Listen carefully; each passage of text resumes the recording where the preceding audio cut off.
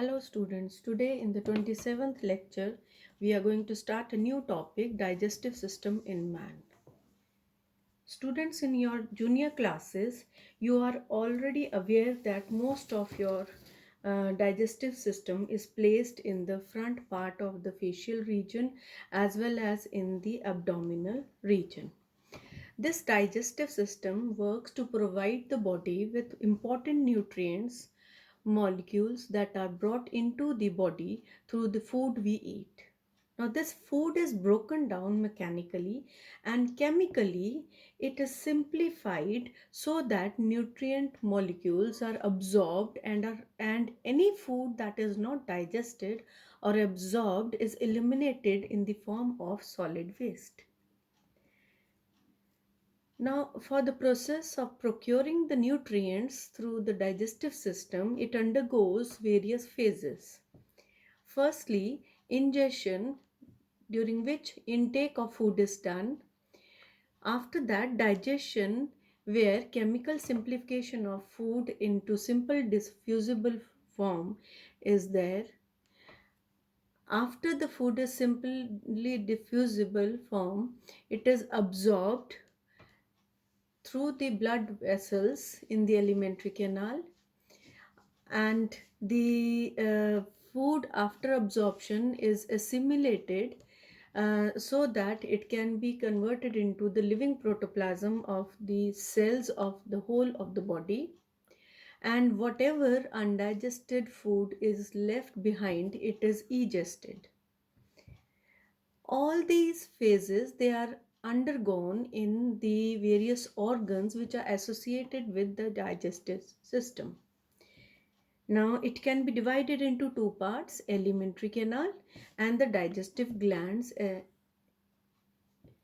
alimentary canal, if we study, it starts with the first opening, the mouth and the buccal cavity, which leads into a cylindrical pathway called the pharynx, and which passes on to the esophagus, which leads into a J-shaped muscular bag called as the stomach, and the stomach on the right side takes a U-turn to enter into the small intestine's first part, that is duodenum, which leads into the second part, jejunum, and finally the ileum, the last part of the small intestine.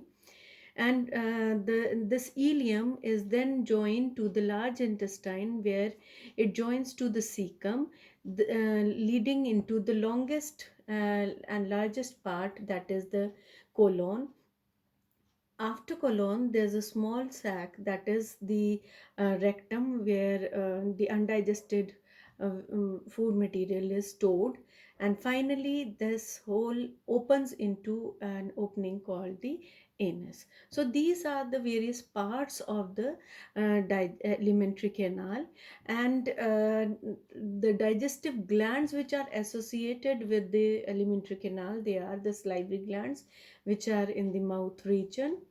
Then the liver on the right side of the stomach, along with the gallbladder, and just below in the loop of the duodenum is the pancreas below the stomach. These are those digestive glands which will help in digestion. But today we will mainly focus on the alimentary canal and its parts. Firstly, mouth and the buccal cavity. Now, the mouth is regarded as the opening of the digestive tract, where it is guarded by the two soft lips. These lips, they are helping in sipping and sucking the fluids, and it also helps to prevent the loss of food while chewing and mastication of food is done. Mouth, it enters into a cavity called the buccal cavity region, which is bounded by the hard palate in front, and at the back the soft palate on the upper or the roof of the mouth. At the back is the throat, and on the two sides they are the strong jaws. uh, on the floor of the buccal cavity is a highly muscular tongue which is protrusible. And the tongue performs very important functions like swallowing of food and producing sounds, the manipulation of food during mastication and swallowing. And the tongue, students, you have heard that it bears a lot of taste buds which are responsible for the various tastes like salty, sweet, sour, bitter. In the mouth itself, guarding the mouth are the teeth which are present on the jaws. They are helping in mastication and chewing and breaking the food into small pieces so that the food can be broken down finally to increase the surface area of the food for the action of enzymes. Leading from the buccal cavity is a triangular path, a common pathway for both food and air. This is called the pharynx. Now, this pharynx is divided into three regions: nasopharynx, which is immediately next to the nostrils, the oropharynx, the middle part, and the lowest part, the laryngopharynx, which is now going to bifurcate into two pathways. The after laryngopharynx, for food to pass, it is the esophagus, a muscular tube, and for the air to pass, it continues as the larynx and the trachea. Have you students ever thought of that why food directly goes only into the esophagus and not into the trachea, right? Though we know that the esophagus always remains as a collapsed tubular pathway. Think it over and just let me know in the interactive session. Generally, we have seen that the larynx, it is guarded by a opening called the glottis, and this glottis is covered by the epiglottis. Let me just give you the idea that this epiglottis closes while we swallow the food so that the food enters into the esophagus, not into the windpipe or the trachea. And talking about esophagus, now what is this esophagus? It is a muscular tubular pathway of 25 centimeters in length. It passes through the neck region, through the thorax region, and then it takes a sharp bend to pass through the diaphragm and open into the stomach region. And this esophagus is just a passage for the food to pass through by the peristaltic movement of the muscles of the esophagus. And students, no digestion takes place here in the esophagus. Leading from the esophagus is the J-shaped muscular organ, which is called as the stomach. It is highly muscular, uh, covered by three layers: longitudinal, circular, and oblique muscles, which are responsible for churning of the food. The stomach, it is actually divided into various regions. The beginning is the cardiac region, the upper raised portion is the fundus, and the main part is the body of the stomach, and finally it leads into a narrow region, that is the pylorus, which is joined with the tubular path, that is the duodenum, a part of the small intestine. Now, the openings of the stomach on both the ends are guarded by two valves, that is the sphincters. We call them as sphincters. The upper opening next to the cardiac region is the cardiac or the esophageal sphincter, which will not allow the food to revert back towards the esophagus or towards the mouth. That is, it will not favor regurgitation. Have you ever thought about that the chewing of cud by cows and buffaloes might be related to the phenomena of regurgitation? Think it over and let me know, students. We'll be discussing this also. Now, opening of the stomach into small intestine, it is guarded by a valve called as the pyloric sphincter. So both these sphincters are not allowing the food to move out unnecessarily into the further passages. Another feature what we see for pyloric sphincter is that it will check the passage of food from the stomach into the small intestine until unless the chemical action on the food present in the stomach is not over. Now, various gastric glands they are present in the inner lining of the stomach, which are performing various functions. Firstly, is that this stomach it stores the food for 4 to 5 hours till partial